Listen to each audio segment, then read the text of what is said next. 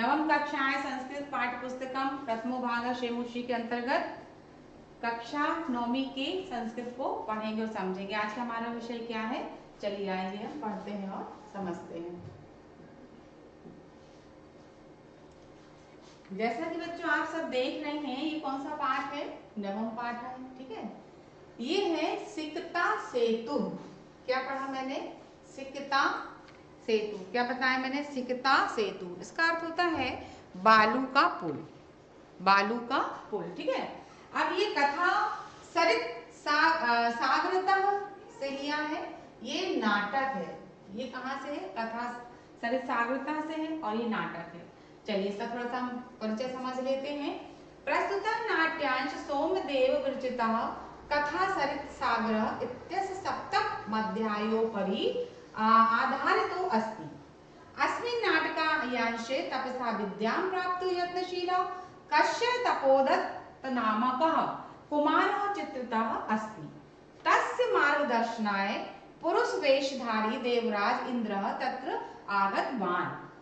वदति तत्र आगत्य देवराजः सिकताभिः सेतु निर्माणार्थं प्रयतते। एतद् दृष्ट्वा तपोदत्तः प्रहसनं वदति, किमर्थ भो, बालुकाभिः जलबन्धं निर्मासि। ततो देवराजः प्रतिपत्ति यद अध्ययनं श्रवणं पठनं विना यदि त्वं विद्या प्राप्तुं शक्नोषि तदा अहमपि बालुकाभिः सेतु निर्माणं कर्तुं शक्नोमि।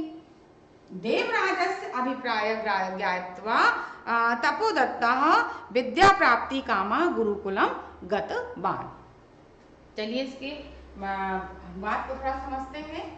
प्रस्तुत नाट्यांश सोमदेव के द्वारा विरचित कथा है ना, सरित सागर, इसके सप्तम अध्याय से ऊपर आधारित है। इस नाट्यांश में विद्या प्राप्त करने के लिए प्रयास करने वाला कोई तपोदत्त नामक कुमार चित्रित है। उसके मार्गदर्शन के लिए पुरुष वेशधारी देवराज इंद्र है ना, देवराज इंद्र वहां आए।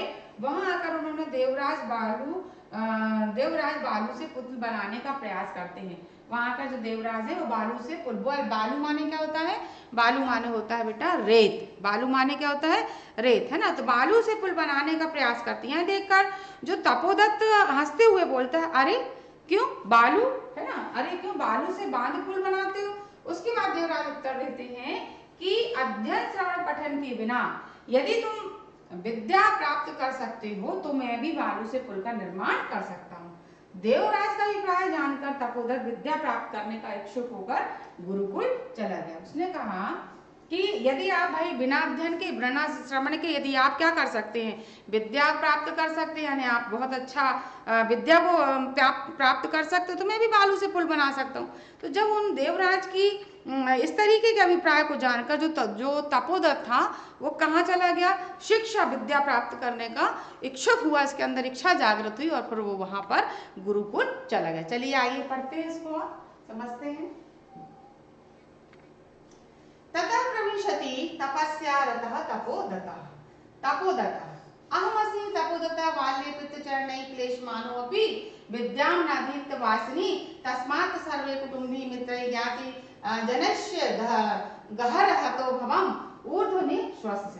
हा विद्ये किम् इदं मया कृतं, कीदृशी दुर्बुद्धिः आसीत् तदा एतदपि न चिन्तितं यत् परिधा नैरलङ्कारैर्भूषितोऽपि न शोभते।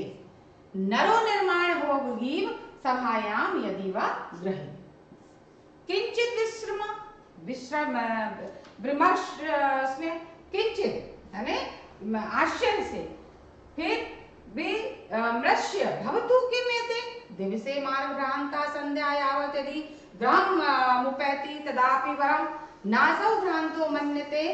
अतो हम इदानीं तपश्चर्यायाः विद्या वाप्तुं प्रवृत्तो अस्मि, ऐसा उन्होंने कहा। चलिए अब थोड़ा सा इन बात को समझते हैं। इसके बाद तपस्या में लीन जो तपोदत्त है वह प्रवेश करता है। तपोदत्त क्या कहता है, मैं तपोदत्त हूँ और बचपन में मेरे जो पूज्य पिताजी के द्वारा क्लेश माने होता है क्रोध, है ना, किए जाते हुए मैंने विद्या का अध्ययन नहीं किया। इस कारण सभी कुटुंबी मित्रों बांधवों के द्वारा मैं अपमानित हुआ। जो सांस लेकर इसने कहा, हाय विधाता, यह मेरे द्वारा किया गया, उस समय मैं कैसी दुष्ट बुद्धि वाला था, यह भी नहीं सोचा।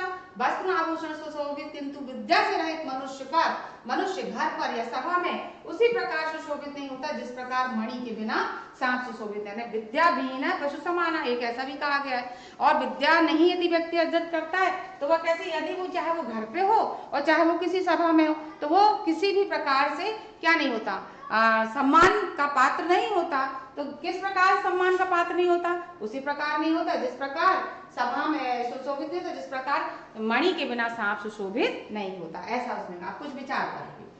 अच्छा, इससे क्या होगा, दिन में रास्ता भटका हुआ मनुष्य यदि शाम को घर आ जाता है तो अच्छा है, वह भटका हुआ नहीं माना जाता। अब मैं तपस्या के द्वारा विद्या प्राप्त करने के लिए लग जाता हूँ। अब उसने ये भी कहा कि भाई देखो, मैं भटक गया था, मैं पढ़ नहीं रहा था, लेकिन अब मुझे जैसे ज्ञान प्राप्त हुआ तो मैं पढ़ने की ओर अग्रसर हुआ।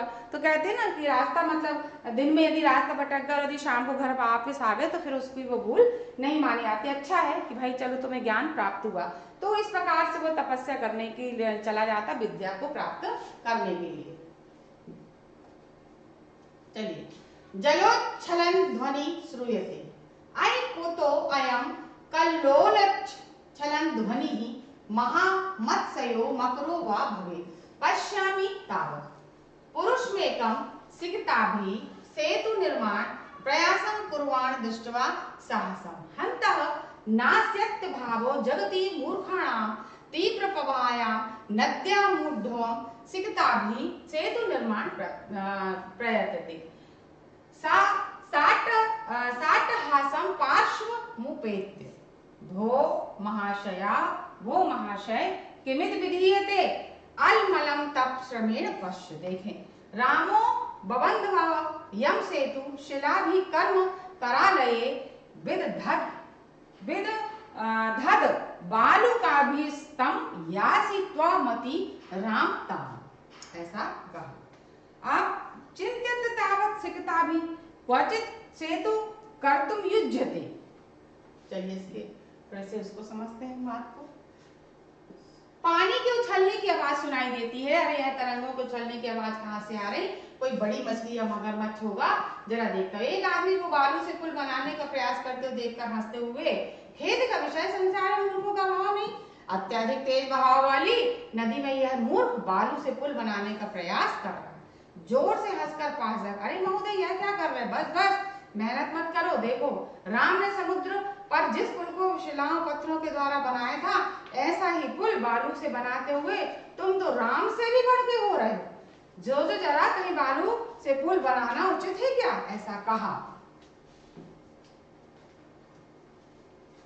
पुरुषः भोस् तपस्विन् कथम आम अवरोधम करोषि, प्रत्नेन किम न सिद्धं भवति, कावश्यकता शिलानां सिक्ताभिरेव सेतु करिष्यामि स्वसंकल्प दृढ़तया तपोदतः, आश्चर्यं किम सिक्ताभिरेव सेतुं करिष्यामि सिक्ता जल प्रवाहे स्थास्यन्ति किम भवता चिंतितं नावे। पुरुषः सोत्प्रयासं चिंतितं सम्यक् चिंतितं नाहं सोपान सहायतया अधिरोढु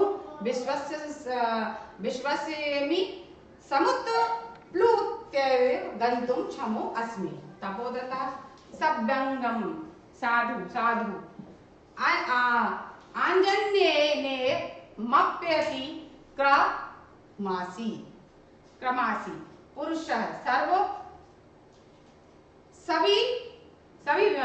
सविमर्शम, उन्होंने मतलब ये कहा, कोत्र संदेह किंच, अरे बिना लिप्य छल ज्ञानम तपोभिरेव केवलम, यदि विद्या वशे स्तुते सेतुरेश तथा मम।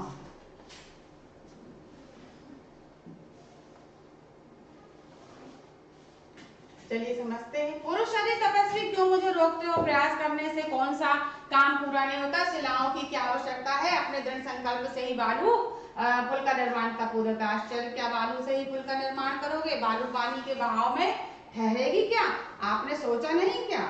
ये बार बार बोला कि जो रेत बना का पुल बना रहे तो क्या वो पानी से बह नहीं जाएगा, ऐसा। पुरुष चुटकी लेते हुए, सोचा है अच्छी तरह सोचा, मैं सीढ़ी की सहायता से चढ़ने में विश्वास नहीं, उछल कर ही वहां जाने में सक्षम हूँ। तपोदर व्यंग इस प्रकार बहुत अच्छे, मतलब वो उसने थोड़ा व्यंग पूर्वक कहा। अंजनी पुत्र हनुमान से भी बढ़ के, जो व्यंग कहलाता है ना, हम किसी को कुछ बोलते हैं या कुछ कहते हैं पूरा सोच विचार करके। इसमें संदेह क्या है?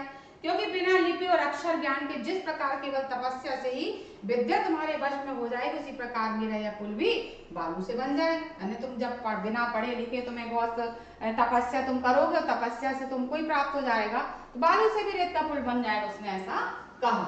चलिए,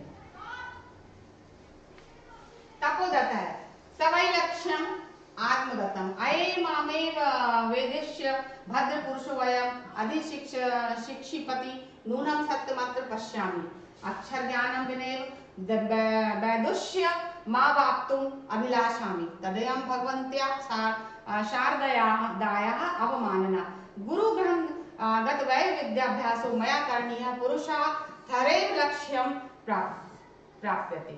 प्रकाशम भो नरोत्तम नाहं जाने यत् कोस्ति भवान् परंतु भव दिवः उन्मिलितं मे नयन युगलम तपोमात्रेण विद्यावाप्तुं प्रयत्नमानः अहमपि सिकताभिरेव सेतु निर्माण प्रयासं करोमि तदिदानीं विद्याध्ययनाय गुरु केवलं गच्छामि सा प्रणाम गच्छति।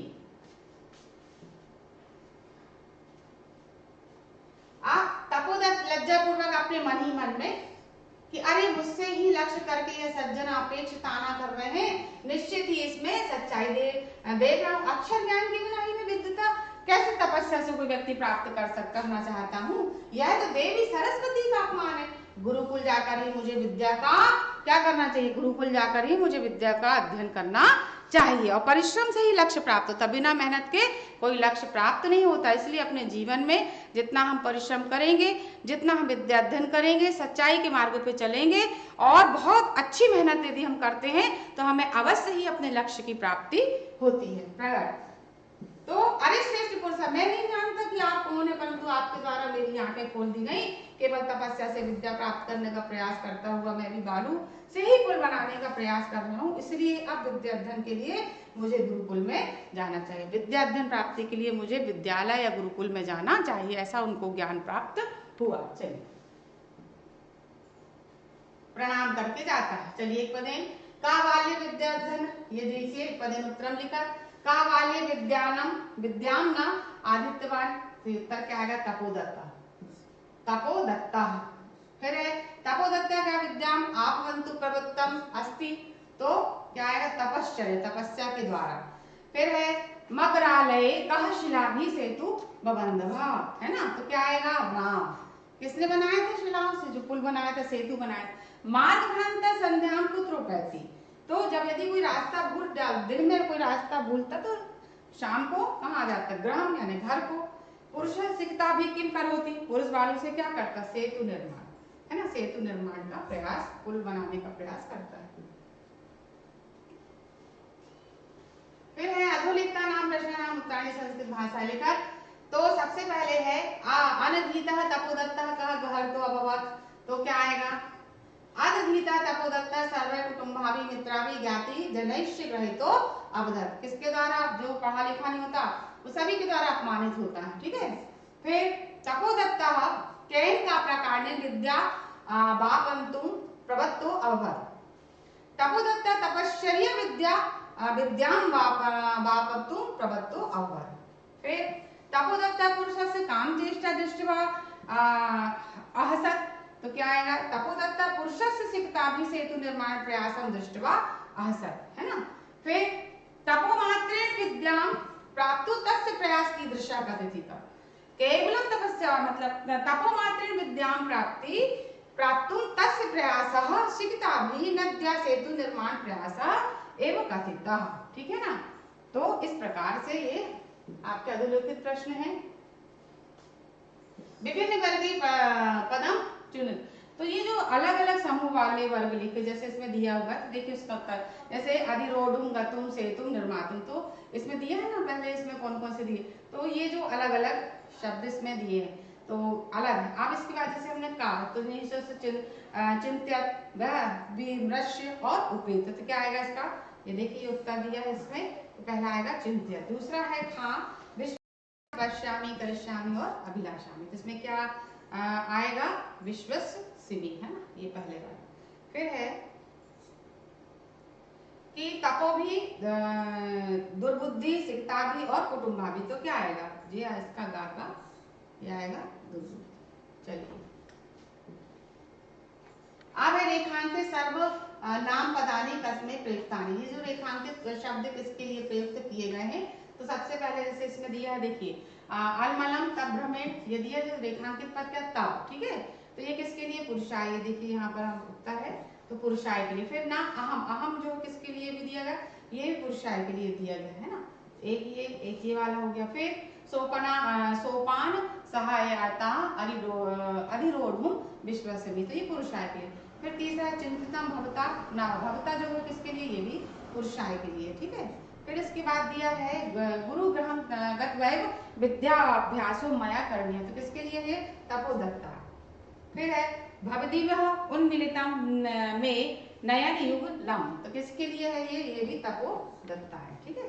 इस प्रकार से आपको ये रेखांकित पद किसके लिए प्रयुक्त उसमें दिए गए हैं।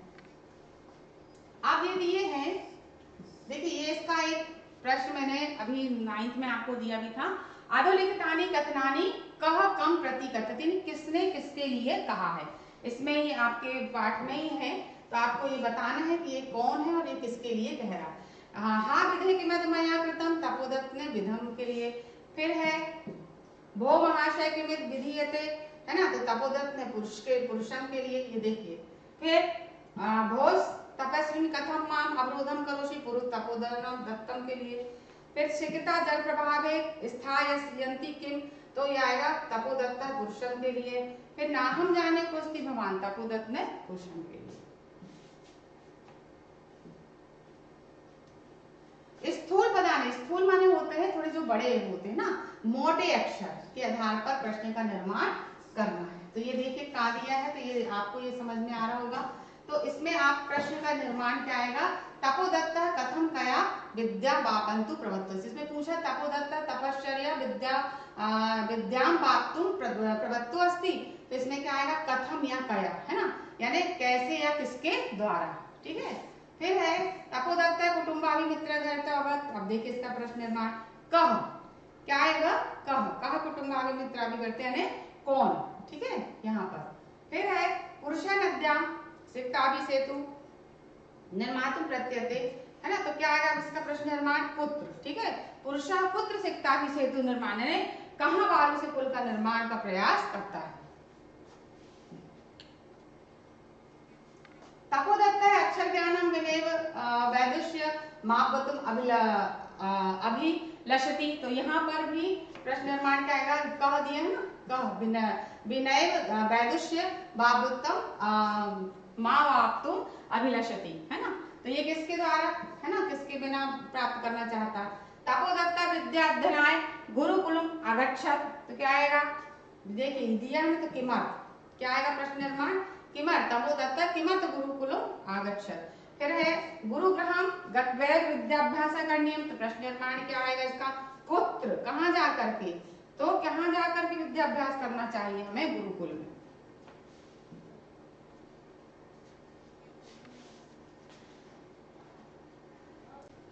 इस प्रकार से बच्चों हमने आपको यहाँ पर सिकता सेतु जो पाठ है उसको सब बहुत अच्छे समझाया। बालू से रेत का पुल बनाना, इसका आपको समझ में आएगा कि एक पुरुष ये ज्ञान देना चाहता है कि उसको तपोदत्त को कि भाई आप जैसे मैं बालू से पुल बना रहा हूँ, वो नहीं बन सकता, ठीक है, लेकिन मैं बना रहा हूँ। इसी प्रकार वो तपस्या से विद्या मतलब प्राप्त करना चाहता जो कि नहीं हो सकता था। विद्या हमें कहाँ आती है कि जब हम जाकर के पढ़ाई करें विद्यालय में, ठीक है। तो इस प्रकार से मैं उनको समझाना चाह रहा था कि सरस्वती की आराधना और सरस्वती के मंदिर में जाकर ही विद्या का अध्ययन करना चाहिए, ऐसा उन्होंने समझा। तो उनको समझ में आया कि ये मेरे लिए था, इसलिए वो बालू से रेत का पुल बना रहा था। तो आपको समझ में आएगा। इस पाठ के प्रश्न उत्तर बहुत अच्छे से आप याद कर लीजिए। गद्यांश जो दिए हैं बहुत अच्छे से वो कथा को समझ लीजिए। और बेटा आप अपनी कॉपी में लिख कर याद करिए, है ना, लिखते जाइए और उसको पढ़ते जाइए जो भी इसमें प्रश्न उत्तर दिए जा रहे हैं। और जो स्थूल पद है, रेखांकित प्रश्न उत्तर है और स्थूल पद आने मोटे अक्षर जो इनके कैसे प्रश्नों का निर्माण करना है, जो रिक्त स्थान दिए हुए हैं, ठीक है। तो इसमें जो भी कुछ पढ़ाया जाता है आप अपनी कॉपी में बहुत अच्छे से लिखिए और उसको परीक्षा के लिए अच्छी से तैयारी